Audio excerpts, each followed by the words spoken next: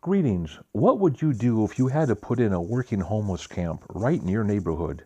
Well, we're going to take a look at a successful adaptation, if you will, and see just what happened, how they did it, and how this shelter for the homeless, or a homeless camp, if you will, takes off. First of all, a lot of volunteer work comes in. We can see here we got a volunteer up on the roof. Here we have a person who's actually putting some solar panels on top of her village. It's very small. These things are almost like a tool shed. If you want to see it, it's currently at 111 North Garfield in Eugene, Oregon. Runs good. Now, to get this thing going, it took a little bit of community activism. There was a lot of hesitancy about doing this. How do you start? Well, you get some solar panels and some of these cement blocks, and you start laying the foundation. And that's basically a wheelbarrow and a shovel like this, and the very first board is laid. Well, volunteers show up, and little by little the community pitches in, and they really do on something like this. The religious community, it does, and the permit process gets better. And one after another, these little villages go up. Now, off-site, it was determined these old retirees could do a great job of pre-making these, kind of prefabrication. An old timer who has some experience in his own tools does an amazing amount of work here. Several of them did. Some of the villagers sadly could not even read a tape measure, so they were not able to help. Some of the people in the community went out and, for instance, the only insulation package they have is this tar paper, and it gets cold. In fact, it gets slippery up on these roofs. But, you could feel a type of energy take place. Now, nutritional needs, well, a little herb garden started out with just a box like this. It worked okay, so made two boxes. And they faced them into the sun and tried to get the herbs to grow. Everybody thought it was going to be okay. And unfortunately, what do you think happened? Well, yeah, a snap frost went in, hit, and killed it all. That was the end of that. Now, there's no water, no one running water into the homes themselves. Propane tanks like this serve just as a community burner to warm water to wash your plastic plates, your plastic fork, your plastic cup, and your plastic knife. They tried to make a little larger herb garden like this. It also met the same fate. Washing dishes, each villager is expected to wash his own plates like this, and it got real cold. That you did the now, not to be confused. Across the street on Roosevelt, this is more like a civilian containment camp or concentration camp. Both these are real close to the map on civilian shelters. It felt like a concentration camp in this place. This is not Opportunity Village. This is a different one. All night long you hear traffic noise going down. Boy, it's tough. Little by little, the pressures. This is a special thing put in for this gentleman's wheelchair, and the tension and pressure just etches on everyone's face. But let's go back to the regular Opportunity Village. There's a little bit more life, a little bit more happiness, and more work's getting done. Well, this thing is taking shape now. A place called Thrivent, which is a bunch of is Lutherans. It's a community, a kind of well, it helps people. You have to look it up online. I believe it's part of a Fortune 500 company. They kind of undergirded a little bit of this, as well as some of the Lane County and things like that. Very low key. You wouldn't even know they did it. I just happened to uncover it when I was taking these photographs on one of the some piece of information that I saw there. And then some of the community didn't like the idea. Others says, let's get going. Now this one here, you almost get claustrophobia in just a little window, but you learn to take it. And you lay one, you start with another one.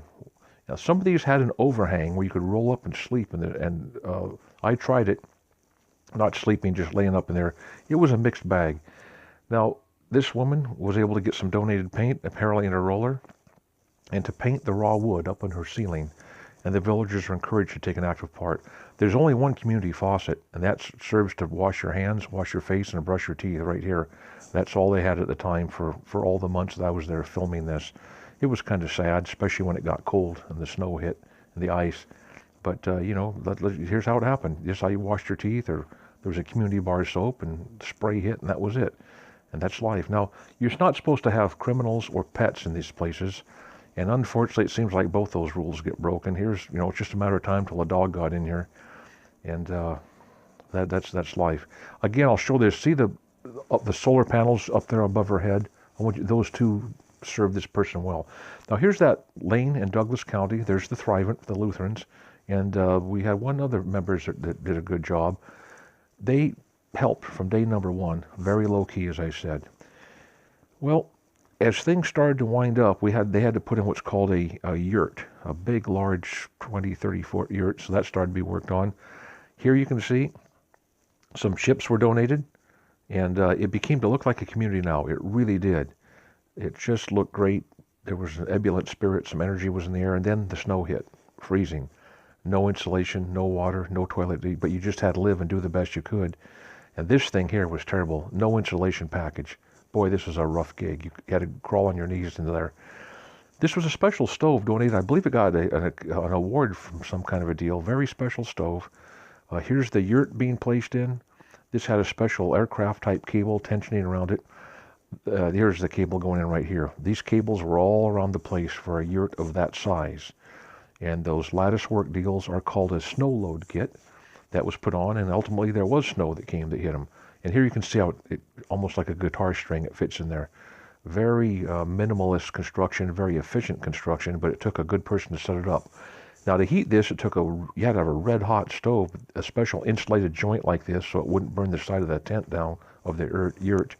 And those don't come cheap.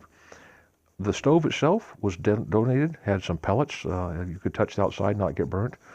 Anything above 40 was considered adequate, at the time. They did the best they could. It was cold in there. Maintenance on this stove, it was running all the time during freezing conditions. And they had to have a staff member, volunteer, constantly take out the debris. There was a little lever to pull real hard that kind of cleaned the cleaning chamber. And then the side mist kind of got built up like a creosote mist that had to be taken off. So when you run one of these things day and night, there's some things to learn. Well, let's go back and look at that yurt. The city wouldn't give in. They made them put in this earthquake kit. These special augers went in just like this with these metal bands you can see there. And that had to go all the way around the yurt. And boy, each guy had to painstakingly jam these things in, these screws, and twist it with a ratchet wrench. This stuff was that very, very strong earthquake-resistant banding. And it was just like an auger went in. You can see how it grabbed the wood and pulled it straight down. This was a long, tedious process, and you can see here how this auger was twisted in there next to it to hold it down. The bolts had cuts like you see on the right there to slip in that metal band, and you just turned it. Finally, it got done. This is what it looked like. You could have backed a truck into that. I don't think it would have moved with those earthquake kits in there. So up went the yurt. The stove got put in, and I'll just show you some more construction here in case you decide to put in one of these in your neighborhood, or you need to help somebody. Now the solar light, I waited till it was dark, and the solar light in the top worked real good. It's at full tension, the band there. Here, see that light? This whole thing is being lit by that light. It's fairly dark outside. And it's freezing. Oh yeah, it's the outside of the yurt is freezing. There's crystals coming off of it. And so there you go. Now, there was a marriage. USA Today wrote this article about a couple that was being married when I was taking these photographs there, a homeless couple. They had the man of the peace, whatever they called him there. They didn't call him a reverend. He performed the ceremony, and the bride threw the bouquet, and then there was just a brief celebratory kiss, and that way they had their first marriage there at Opportunity Village. All the time I was there was no broken glass, no crime, no cigarette butts, nothing. Here it is. If you want to look up in USA Today in their archives, you can read the article yourself. Well, Opportunity Village, that's what it's called. Now the Thrivent people, here's a brief, there they are right there. Here's the Thrivent. These are the people that helped to underwrite this and did some kind of behind the scenes help. Here's getting these people off the street. That's a big deal. Some of the villagers, if you look at this, are actually on the city council, so to speak, talking about it, and they work their way up that way. Now, we're running out of time here. This thing runs about, I think 12 minutes long. We're about 9 minutes now. But just drink this in. We'll have a little roll call. Let's look at all these, some of these different designs that are here. There's the Cadillac there. Here's a regular one. All right. Now, a nice door with a lot of glass in it. Donated, of course, but that makes it nice and bright in there. A big step getting in that one, but to each his own. This, very, very efficient. Good bang for the buck on this one. And then here, of course, is the Cadillac. This was a nice one inside. You wouldn't mind staying there a weekend or something. And then some of these things almost felt like a tool shed inside. The next one coming up, there was virtually no light in it. It was like a tool shed. But you know what? You pays your money and takes your chances, I guess. Well, folks, that's about it.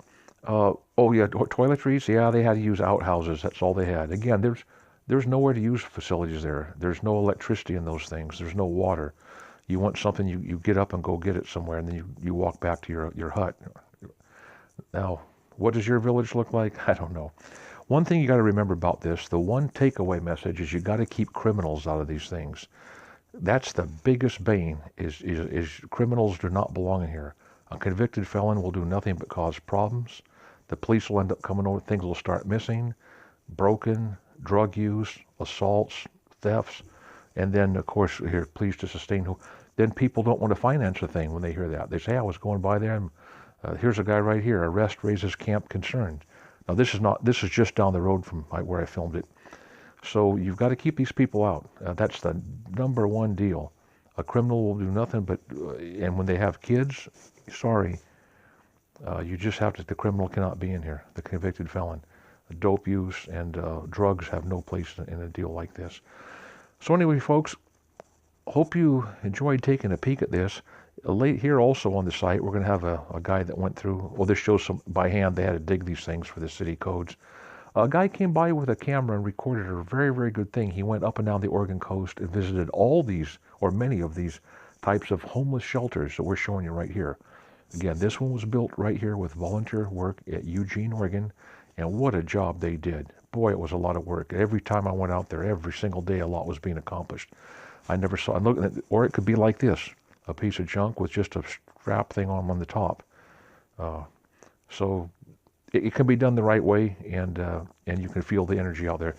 Take care. Hey, Lord bless all of you. Here's the address once again in 111 North Garfield, Eugene, Oregon. And it's called Opportunity Village. They do have a Facebook site, I'm told, and they're doing the best they can. Peace to all of you, and bye for now.